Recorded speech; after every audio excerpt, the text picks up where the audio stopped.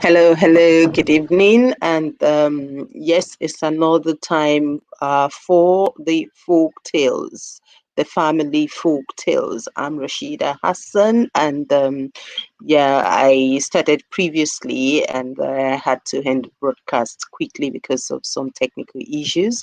I hope you're still there, and if you're not, you can. Oh, if you're watching this later, I hope it's of some benefits to you. The broadcast is Family Folk Tales, and I this is usually comes up either on a Sunday or a Monday night at about this time, starting from about 10 o'clock in the evening.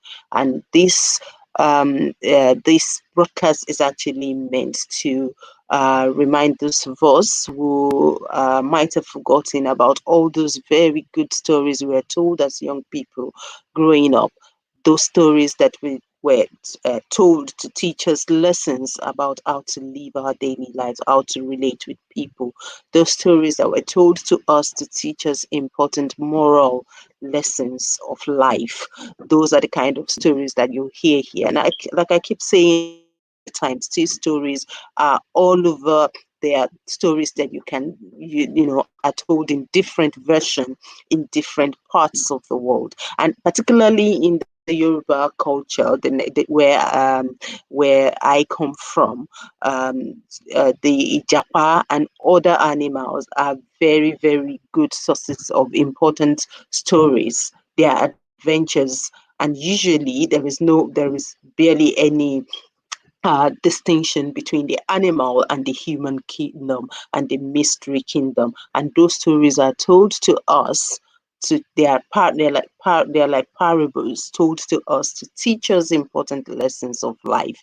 And a lot of time, they come with songs. If they don't come with songs, they have important adage, traditional or cultural adage that are attached to them. So I've told about two different stories on this episode, on other episodes of the Family Folk Tales, where I've sing songs, and I hope some people can recollect some of their childhood. And aside from that, is also the purpose of the broadcast is so that we can tell the stories, we can listen with our children to some of these stories and take lessons from them and help them to be better human. And especially in the world we are today, where it seems that a lot of morals is being lost, where it seems that people don't have those important information about how to deal with circumstances and situation. So today again,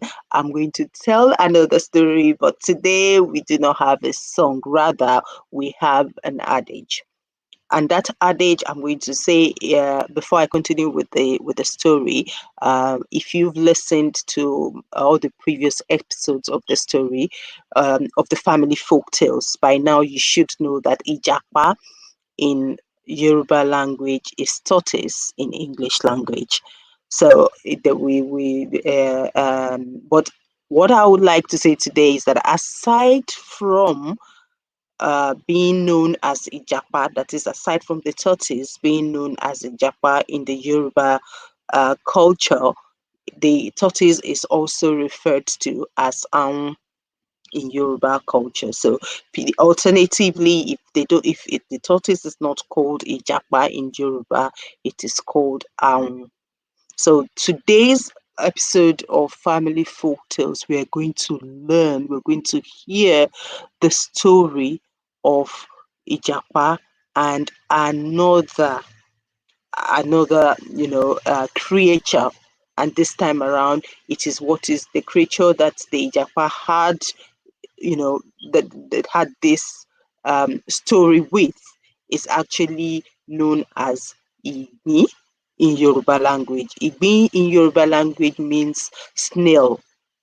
You all know the snail, snail in English. So this time around, our story is about Ijapa and Igni, that is about tortoise and the snail.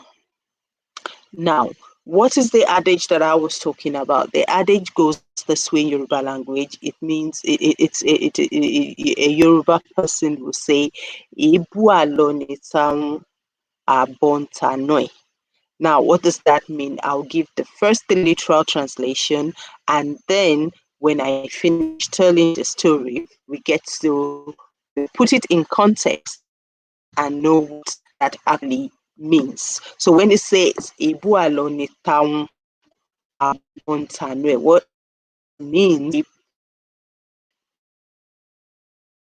initially notice, but the last blame is usually the last blame is for his in-law. So ano in Yoruba means in-law, like parents-in-law, mother-in-law, father-in-law. That's the people that are referred to in Yoruba language as ano.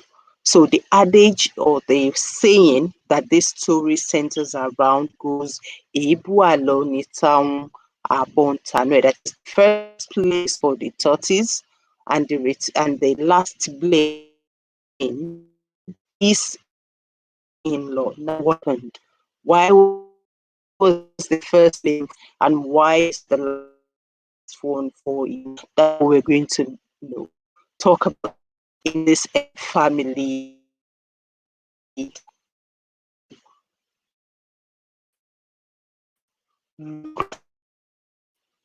In the which like say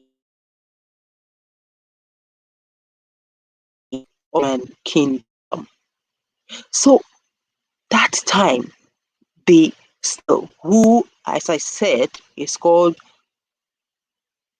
the Igni in Yoruba language, used to be a very hardworking creature.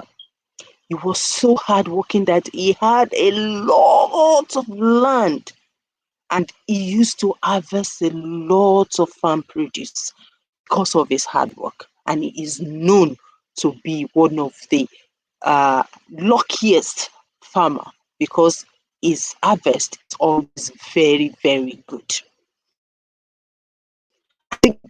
His farm was along the track to the market. So he had the farm is always back way the market. So as good and as hardworking as Igwe was, the tortoise was very lucky to marry one of his daughters. So the tortoise, Ijapa, married Igwe's daughter, that is the snail's daughter. And every time, after at some point, the snail started noticing that somebody is always coming to his farm to take away yams. They come to his farm and they harvest the yam and they steal it. They go away and he's always lamenting. Why am I losing so much? Who is this person that is coming to steal from my farm? Who is this person that is coming? And every time the snail is talking about the fact that somebody was coming to his farm to steal and he was thinking about how he's going to deal with this situation, the tortoise, being his in-law, would always be there and lamenting with him too, saying, who is this person? How are we going to catch this person? Why would they be stealing from my in-law? Showing a lot of concern and a lot of anger, as if I catch that person that is coming to my in-law's place to steal yam, I'm going to make sure we deal with him very well. Why would somebody be stealing from somebody that is so hardworking? I mean, my in-law is so hardworking. You do all this work. You plant your things. You do everything. And somebody that is so lazy would be coming to steal from you. We need to find this person. And they will both continue to lament. They will be lamenting. What can we do? The next day, despite everything that the snail does to make sure that it catch the person who is stealing from his from his farm, he will still come, and that person, the person would have stolen the yam again, and then he is not able to know who is doing that. So he thought very, very hard about it, and then he decided what he was going to do, and he decided he was not going to tell anybody about what he was going to do. So what did he do? He went Late at night, he thought to himself, the person stealing must be going there to steal when there is nobody to see him. He must be coming out to steal at night. I'm not going to sleep tonight. I will make sure I catch that person. He must not, I must catch the thief that is reaping from my hard work and not letting me have all my profits. So what did the snail do? He now sneaked very late at night. You know the snail, if you know it can move without any sound because it's in its shell, and it just it crawl it's what I don't know what it is. It's very slimy and it can move without making any noise.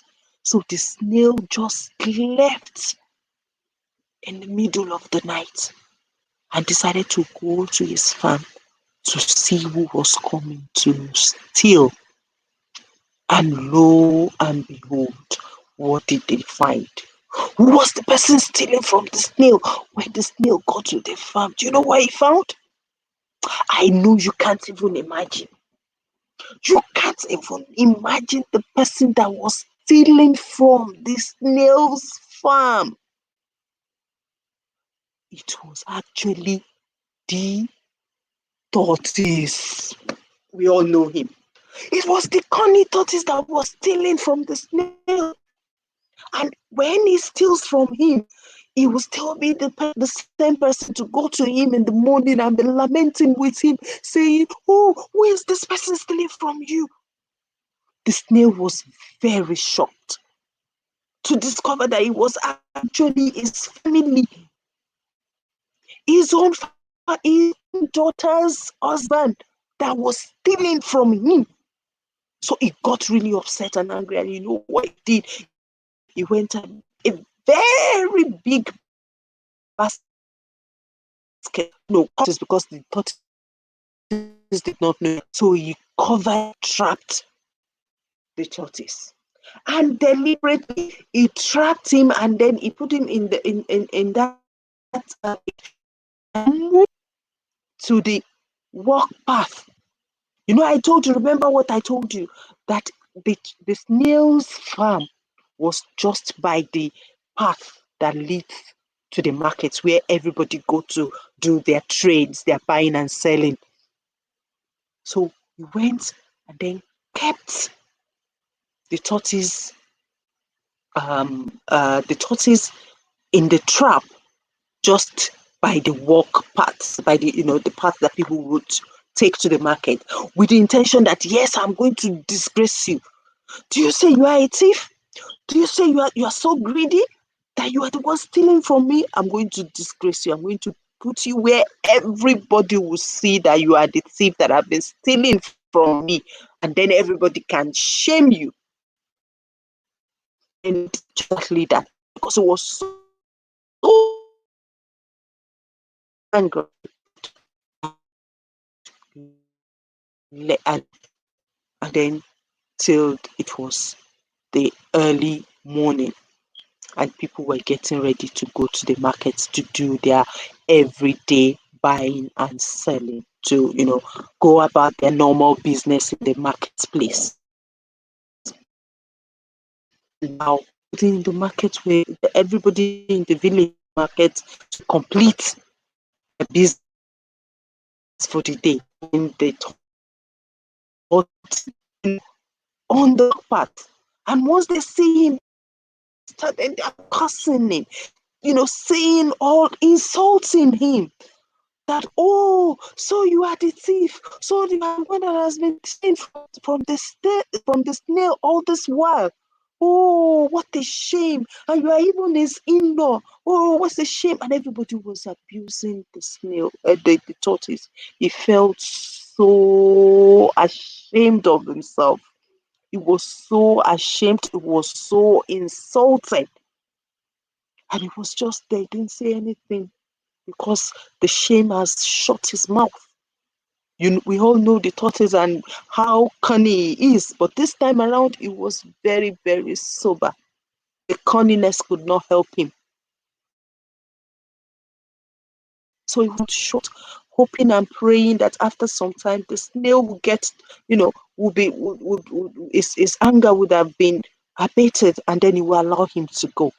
So he just kept quiet there, and everybody in the village that was going to the market was seeing him and abusing him, cursing him, calling him all kinds of names, insulting him, and he didn't say, he didn't say anything.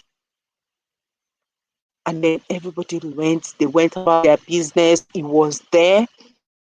Then after, like the other, the walk path again, came and was abusing me. I say, yes, look at you, shame on you. Now I've disgraced you. See what you have done. You this thief, you this that. Cursing him, abusing him, insulting him, and laughing at his predicament, and letting him know that yes, now you've gotten what you deserve. And with all that, what did the tortoise do? Because he knew he has been caught and he is guilty, he started begging. He started begging he started begging the snail. He started begging him, saying, please, please let me go. Now everybody have seen me, they've insulted me, they've done everything. Kindly let me go. If not for my sake, at least for the sake of your daughter. Everything I've stolen from you, we've eaten it together. I'm not the only person that's eating this. Please. He started begging and begging and begging. And instead of the snail to even be, to even calm down in any way, he was getting angrier. I was, no, I'm not going to let you go. I want you to be proper. You've not been disgraced enough. All those people that have insulted you, I want them to still come back and insult you. I want more and more people to insult you. And the tortoise was begging and begging and begging, and the snail refuses.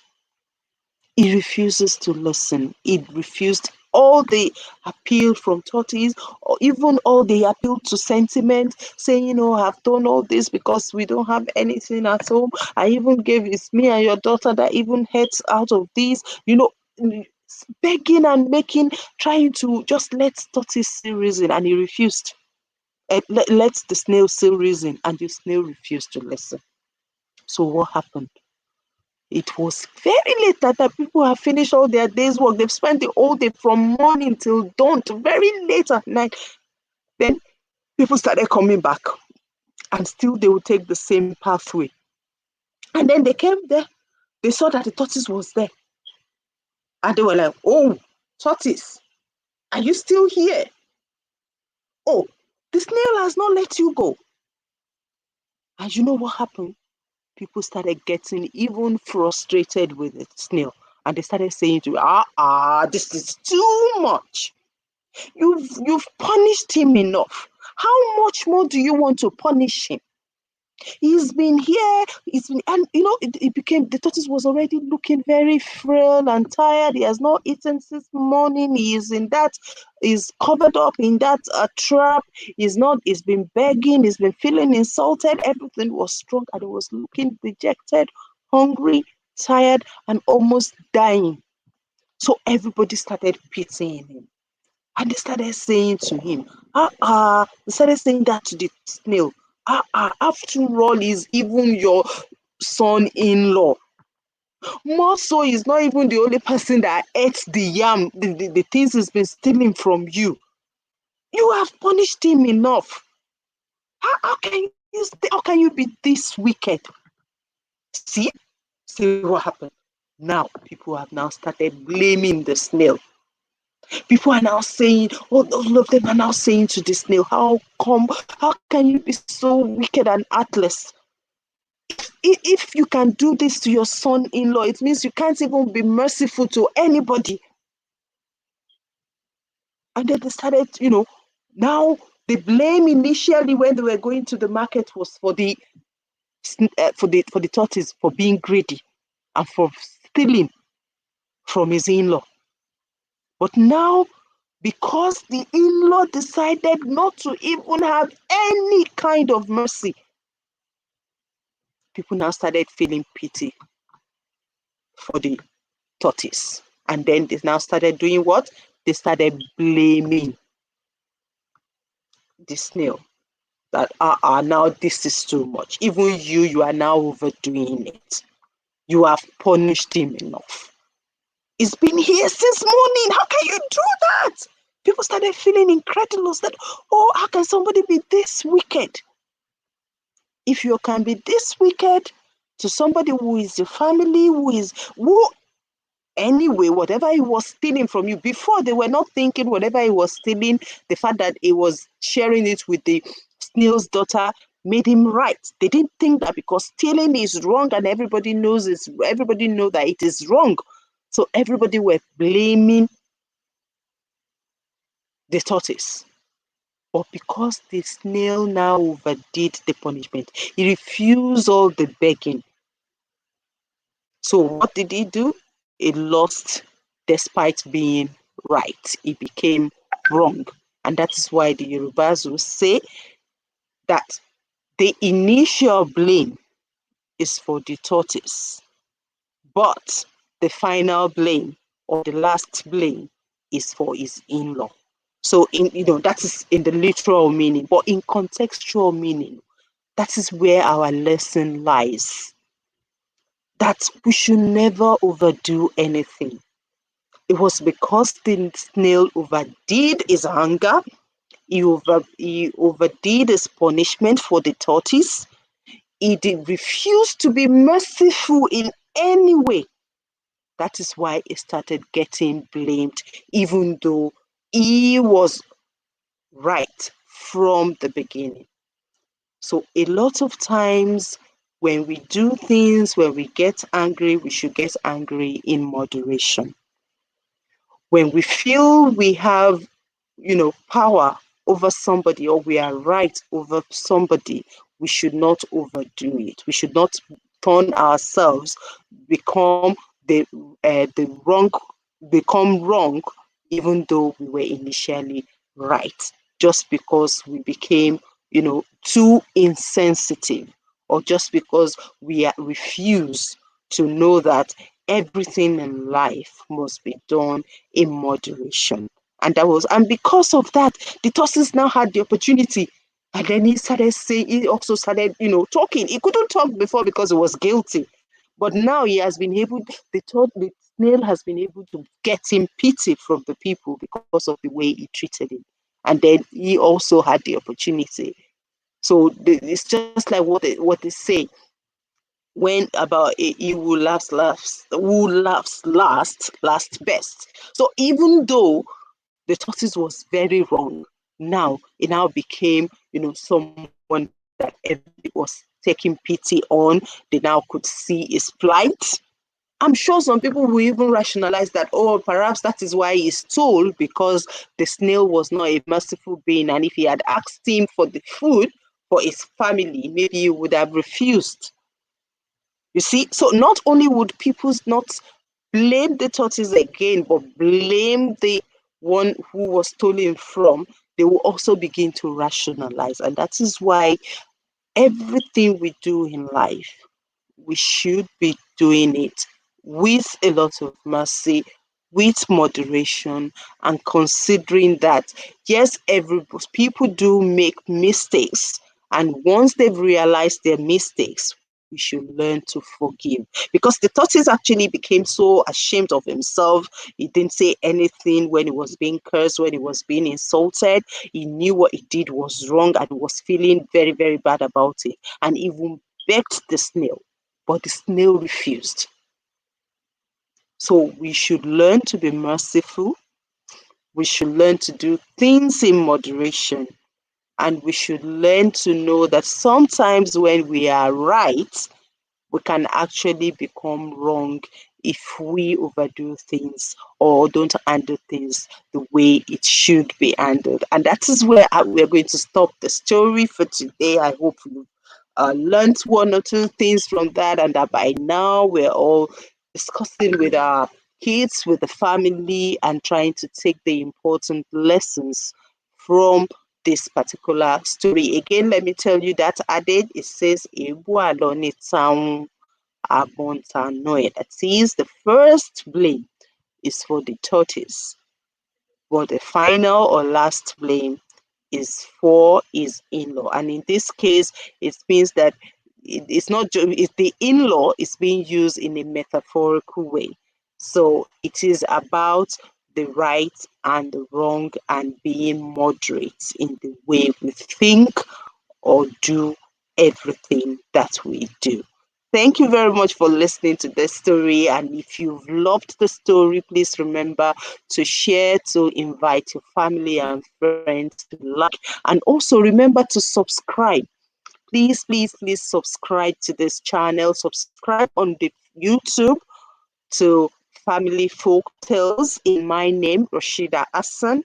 And then remember to also like and follow me on Facebook or in the page Ijapa Ologboewe.